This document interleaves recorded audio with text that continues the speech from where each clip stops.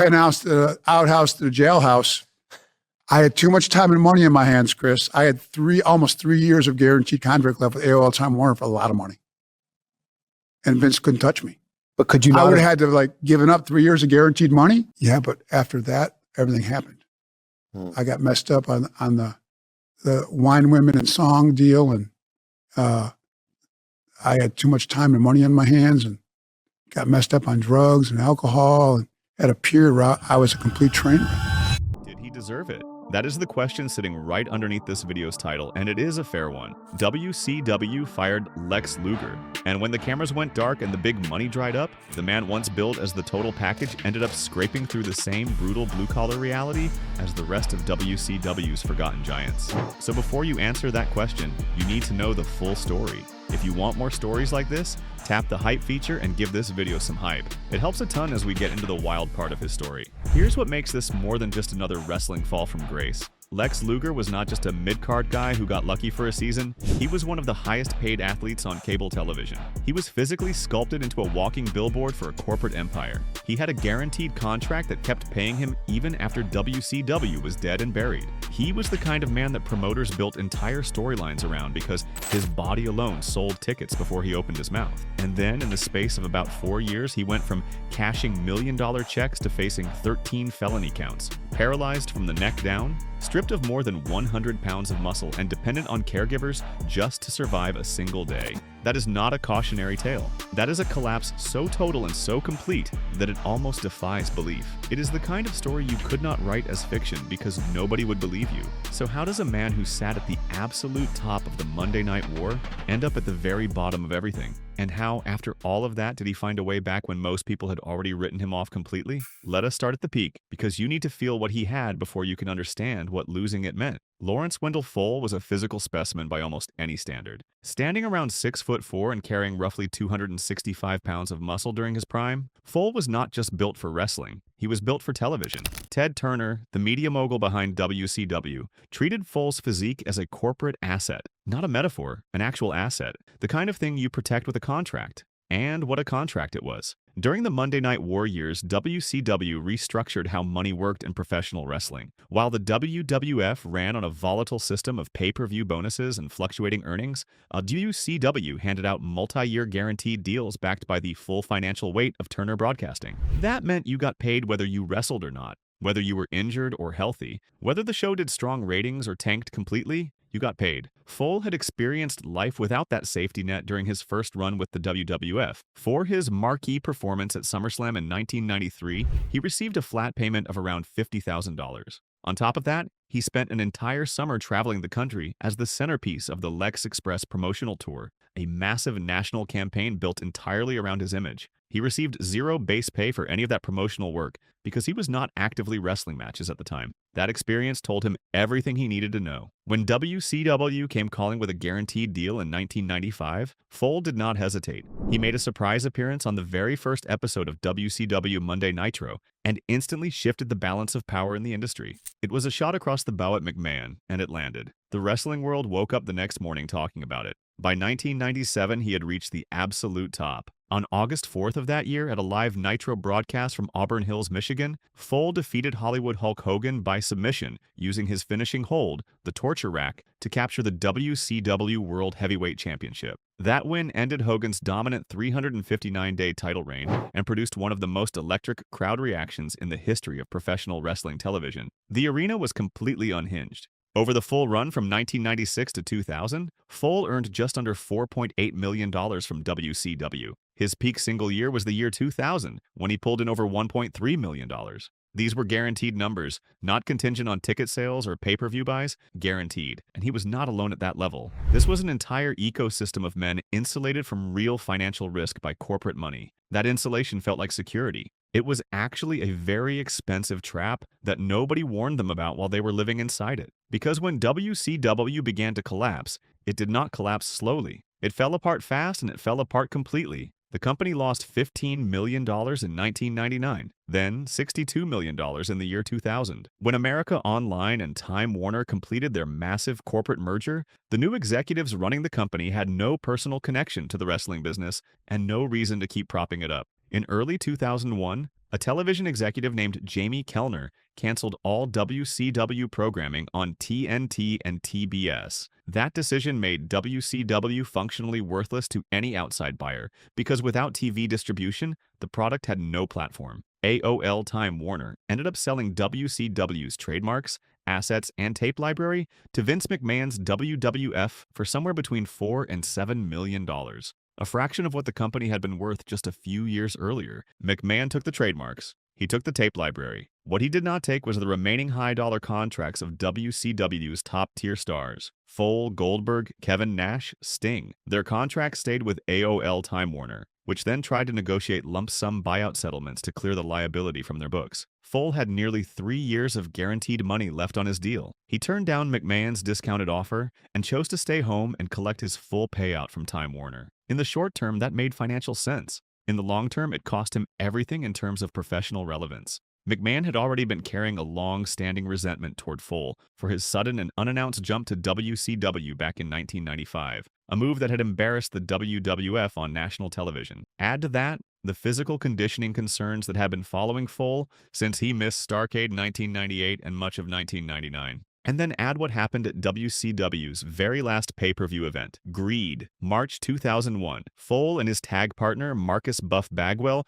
were booked in an 8-minute match designed to put over a rising young tag team named Chuck Palumbo and Sean O'Hare. Fole and Bagwell complained backstage about how the match was laid out. When it came time to perform, they went into business for themselves. Palumbo and O'Hare squashed them in under a minute. And then Fole and Bagwell stayed down on the mat and oversold the finish for several minutes, in what agents and management backstage described as unprofessional conduct. In a business built on trust and reputation, that kind of move does not get forgotten. The people in that building that night remembered it for years. That moment destroyed whatever slim chance either man had of being brought into McMahon's promotion. Once Fole's Time Warner checks stopped coming, he was blacklisted, aging, and completely cut off from the only major wrestling company left in North America. There was nowhere else to land that came anywhere close to what he had built. Now, without the structure of a national promotion keeping him accountable, Fole's personal life in Marietta, Georgia began to deteriorate in serious ways. He was living on the tail end of his wealth, going through a marital separation, and dealing with escalating substance abuse.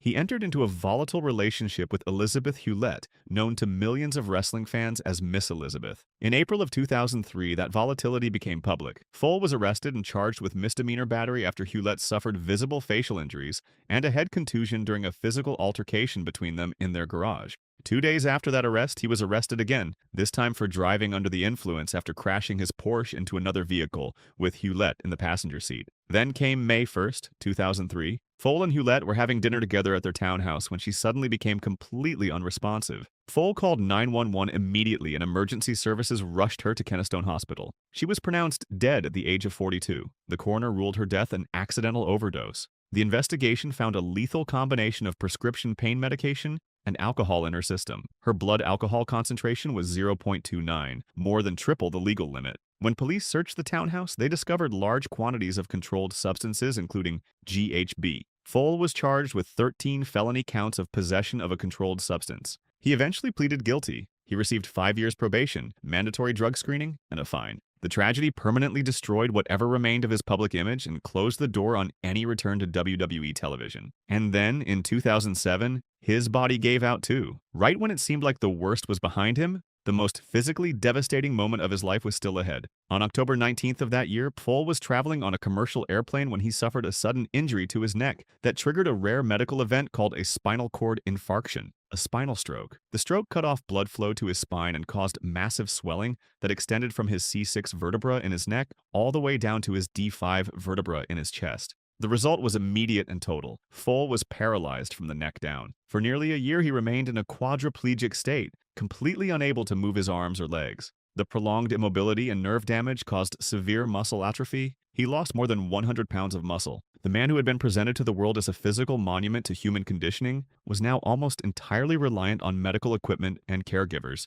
just to get through each day. This is where the title of this video earns its meaning, because when you look at what happened to Fole and to his peer Buff Bagwell in the years after WCW closed, you are looking at a structural failure that had nothing to do with personal weakness alone. Professional wrestlers in the 1990s worked as independent contractors. No collective bargaining agreement, no pension, no employer-sponsored medical insurance, no long-term disability coverage, nothing. The money that poured in during the peak years was real, but so were the legal fees, the divorces, and the cost of long-term medical care that came after. And when the money ran out, there was no institution behind them to soften the landing. Bagwell had earned over $1.3 million during his WCW run. After the promotion closed, his life declined sharply. A serious car crash in 2020 eventually led to the amputation of his right leg. To cover his ongoing medical expenses, Bagwell took a standard 9-to-5 job, repairing residential and light commercial air conditioning units for Nail Heating and Air Conditioning, a local HVAC company operating in the Atlanta area.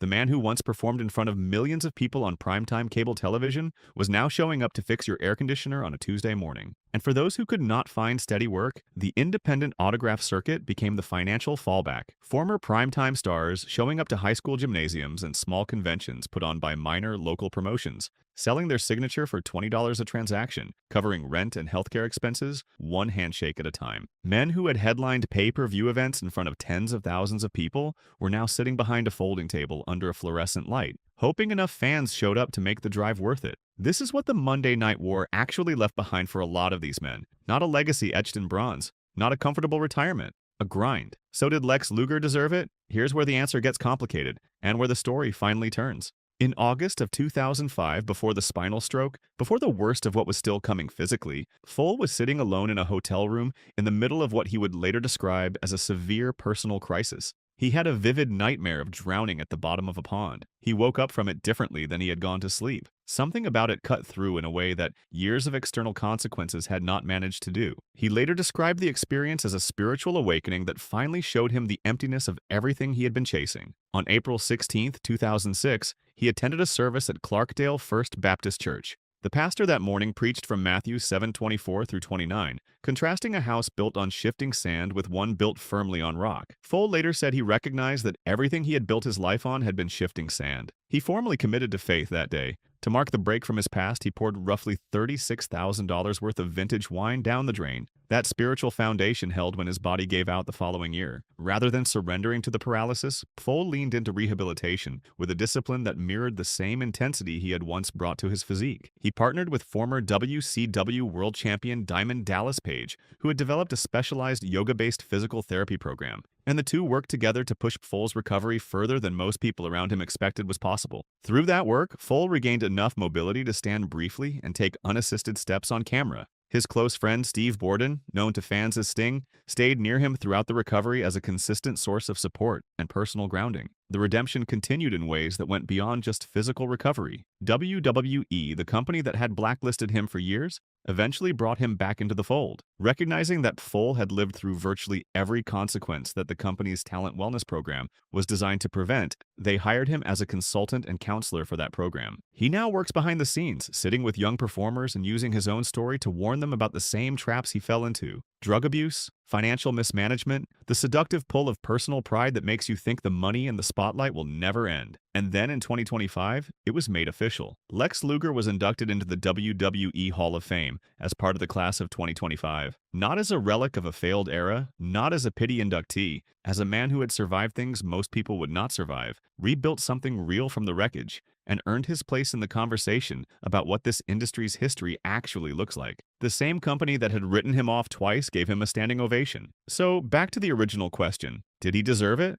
The honest answer is that some of it, yes, he absolutely brought on himself. The greed situation was a choice. The lifestyle that led to the tragedy with Elizabeth Hewlett was a series of choices. The arrogance that cost him his second chance with McMahon was a choice. But some of what happened to him was a system that chewed people up without providing any safety net on the other side. A system that handed young men millions of dollars with no financial guidance, no health coverage, and no plan for what came after. Luger was not alone in falling through that gap. He was just one of the more dramatic and visible examples. What separates his story from a lot of others is that he actually came out the other side, not whole, not without scars, not without a list of things he can never undo, but standing, literally and figuratively, and doing something useful with the damage, which is more than most people manage. If this story hit different for you, drop a comment below and let me know what you think of Luger's full career and his comeback. Like this video if you want more deep dives like this one, and subscribe so you do not miss the next one. These stories deserve to be told fully and honestly, and there are a lot more of them waiting.